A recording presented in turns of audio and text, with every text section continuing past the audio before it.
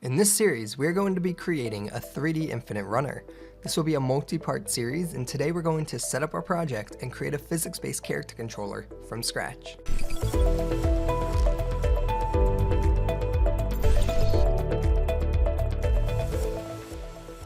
Hey guys, John here with GameDevHQ. If you're checking out this channel, we create content weekly on everything to do with Unity, both for programmers and artists. Make sure to like the video and subscribe for more. So the first thing we need to do is create a new Unity project. I'm going to name mine YouTube Infinite Runner. Choose my file location to save, select my organization. I'm going to be using Unity 2018.3. And then for the template, this is a 3D game, but we're going to use the new scriptable rendering pipeline, specifically the lightweight render pipeline. The assets going forward on GameDevHQ will support by default the lightweight render pipeline. If you're new to scriptable rendering pipelines, basically they are just optimized templates for your projects. So the lightweight render pipeline is excellent for mobile and low-end hardware, including VR. And then the high definition pipeline is great for high-end PCs and consoles. Once you're ready, click on Create Project. When you create a new Unity project using the lightweight render pipeline template, you'll be presented with this demo scene. This environment is already optimized for you to have the best performance and graphic capabilities for low-end hardware and mobile devices. It's also really good for VR. If you're new to the scriptable rendering pipelines, they're pretty easy to understand. The lightweight system is geared towards low-end hardware, mobile, and VR, while the high definition SRP is geared towards high-end hardware and consoles. There are limitations to the lightweight system, which you can read in the documentation by clicking the link in the README file. At the end of the day, what's changed is the materials. Unity used to have a standard shader that was used for everything. Now, with the SRP system, you can have optimized shaders that are designed and geared for your specific platform. By using the lightweight render pipeline, we're getting optimized graphics and performance out of the box, ready to go for low-end hardware and mobile. So we're not going to be using this demo, however, we do want to make sure that we don't interrupt or change the settings of the lightweight system. So I'm just going to clean up all of this and put it into a lightweight render pipeline folder. So I'm going to go to create a new folder, and let's call this lightweight render pipeline.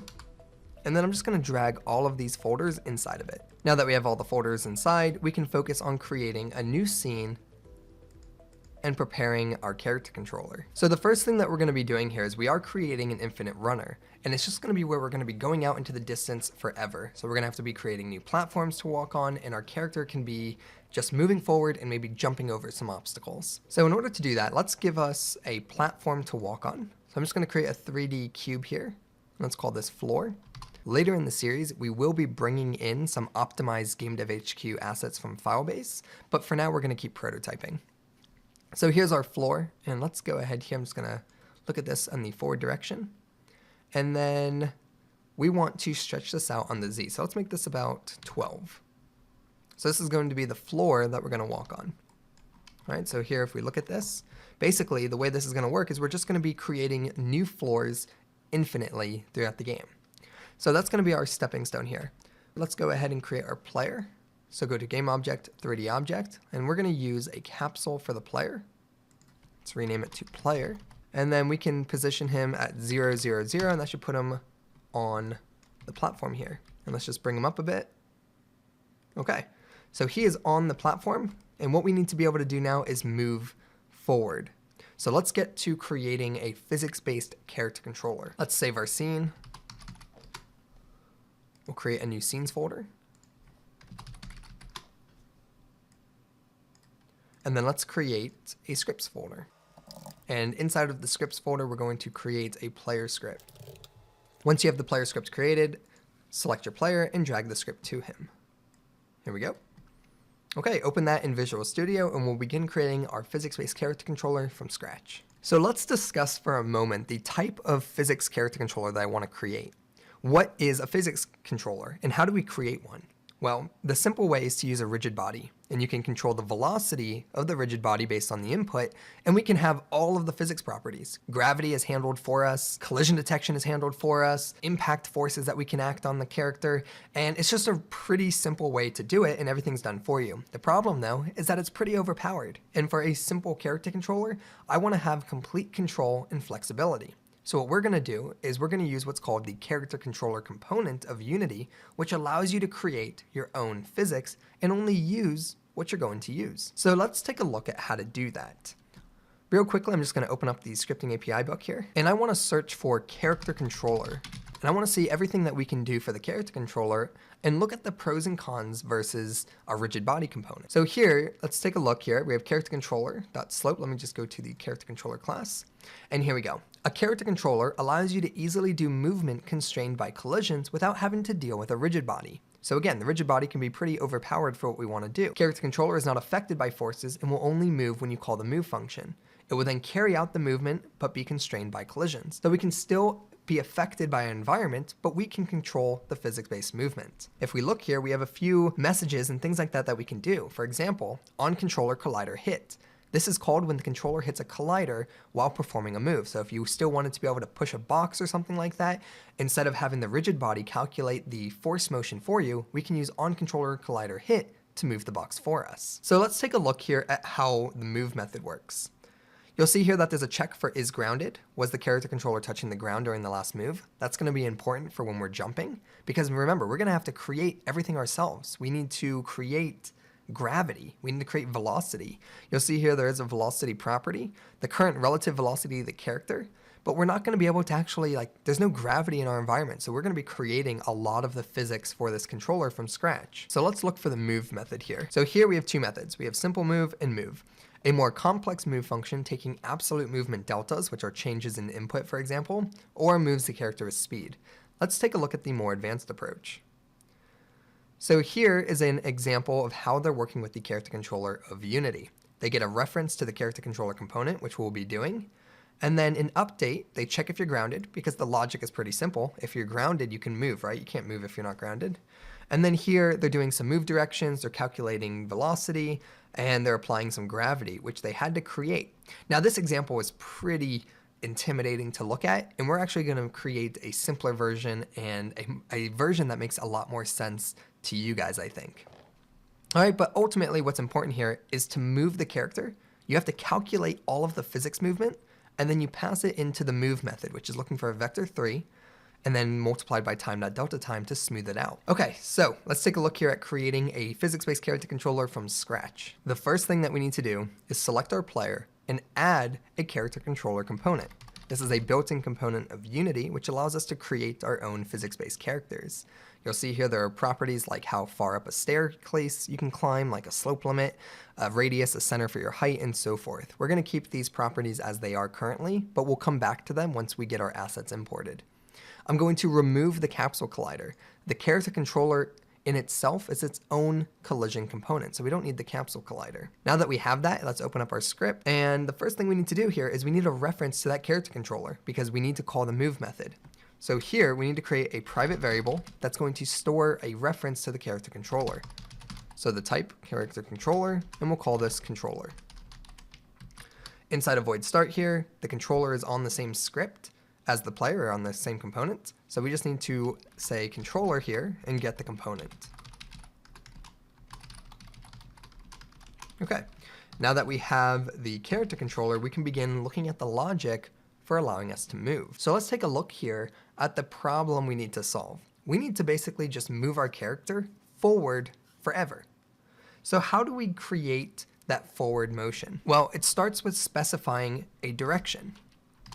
Direction to travel, right? So direction to travel, you can go either left or right, forward or backwards, or up and down. It's a vector 3. So here we have a direction to travel, which is a vector 3, right? X, Y, and Z.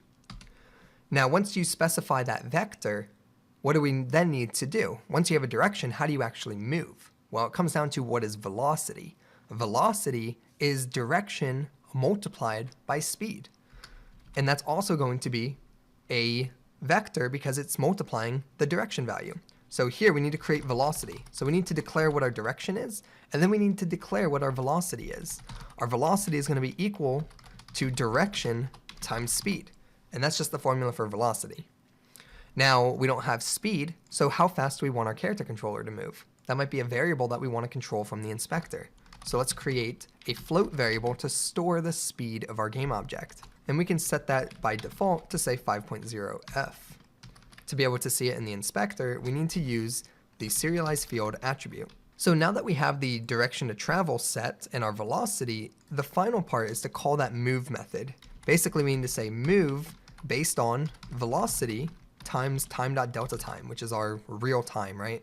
It allows us to smooth things out over frames. So let's start plugging this in.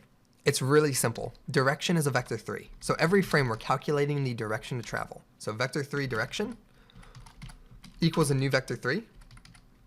And then we want to move 0 on the x, 0 on the y, and 1 for forward. That's going to move us 1 unit forward. That's telling us, hey, that's the direction we need to travel. Alternatively, I could have said vector 3 direction equals vector 3 dot forward. And it's the exact same thing. Okay, so here we go. Vector 3 direction equals a new vector 3. And then here, let's declare our velocity. So what is velocity?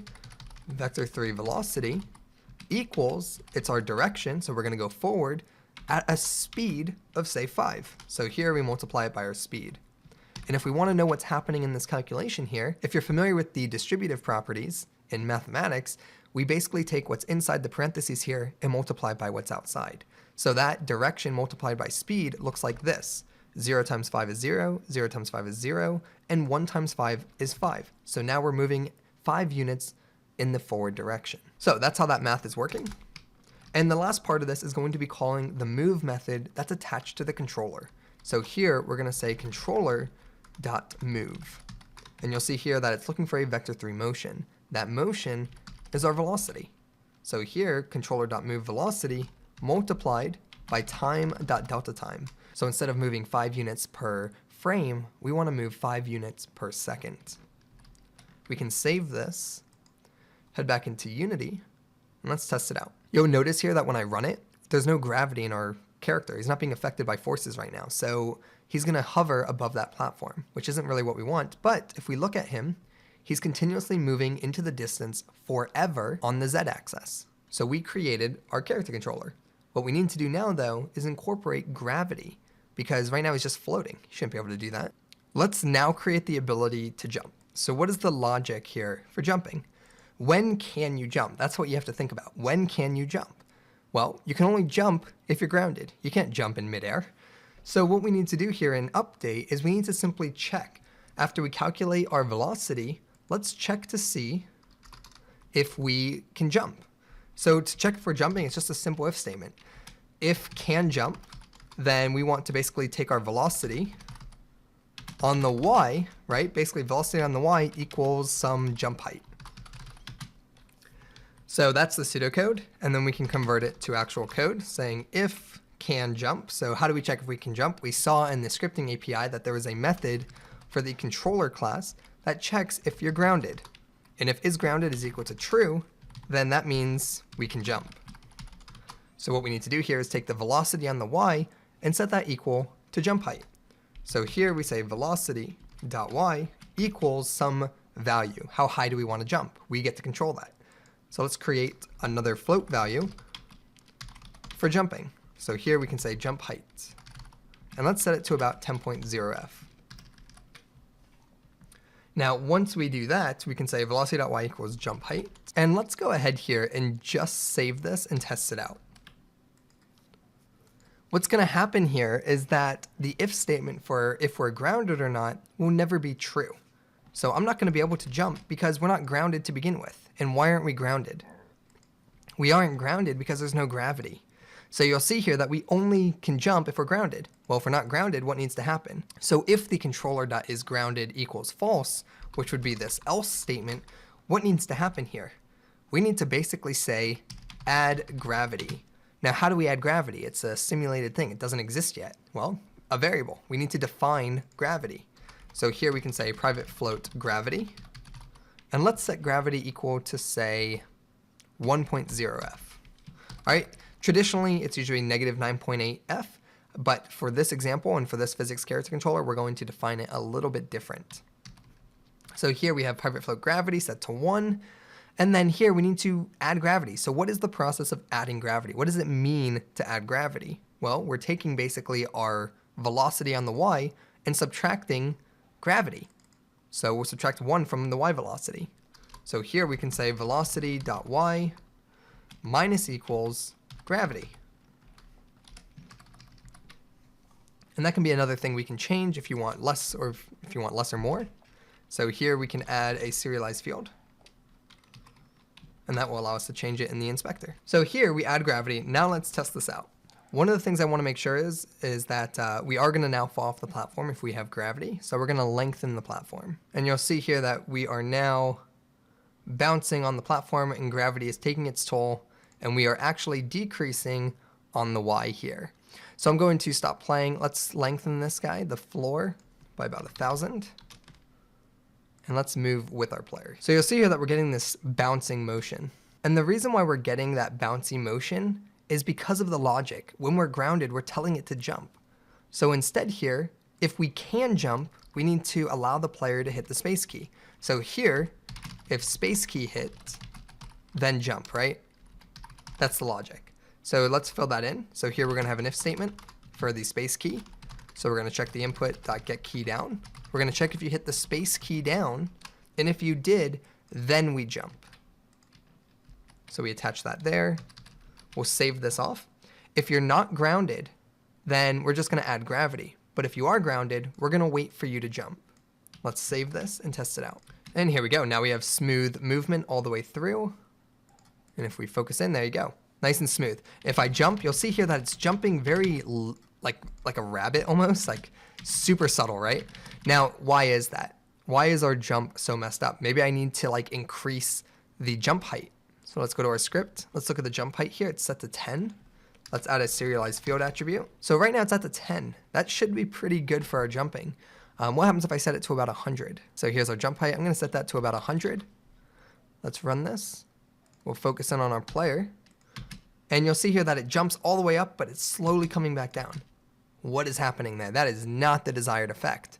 And this comes down to what is happening per frame. So to understand how to fix this and how to debug it, we need to look at what's going on per frame. So let's take a look at what happens per frame when we jump. What's happening per frame here is that we set the direction, and this is very important. The direction is set to 0 on the X, 0 on the Y, and then 1 on the Z. The velocity is then set to the direction, which is the vector up here multiplied by the speed. We then check if we can jump.